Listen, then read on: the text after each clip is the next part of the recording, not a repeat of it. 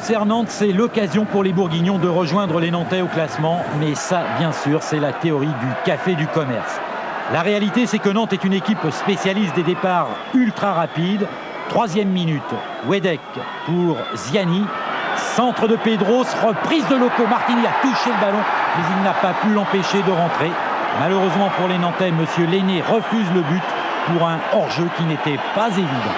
En fait, les joueurs de Coco Swodo prennent leurs adversaires et les arbitres à froid. Déjà, la semaine dernière, il leur était arrivé la même mésaventure face à Lyon après 1 minute de jeu.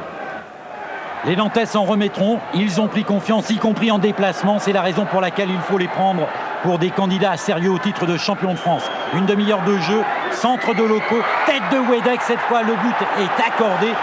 1-0 pour Nantes et 7e but de Nicolas Wedek. Jafet Ndoram absent, c'est dommage pour les Canaries, mais il reste tout de même Loco et Wedek pour marquer. Là, Patrice Loco a joué le rôle du passeur et Wedek celui du buteur.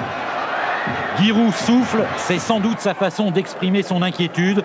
Mais en football, tout va très vite. La preuve sur ce corner de Pedros. Les Nantais ne parviennent pas à conclure. Résultat, ils vont être tout près d'encaisser un but suite à une course de 80 mètres signée Gérald Bati. Il aime les espaces, là, il se régale. Et il n'hésite pas à tenter sa chance. Tire, Marot détourne. À partir de ce moment-là, les Auxerrois vont se libérer avec sans doute en plus un petit savon du sorcier local à la mi-temps. Et en deuxième période, il laisse les complexes au vestiaire. Ça commence avec ce superbe geste technique de Daniel Dutuel. Il n'a pas manqué grand-chose pour que Dutuel marque le but de l'année. 64e minute, coup franc tiré par Martins, tête de Ferry, tête de Loco. Le danger semble écarté.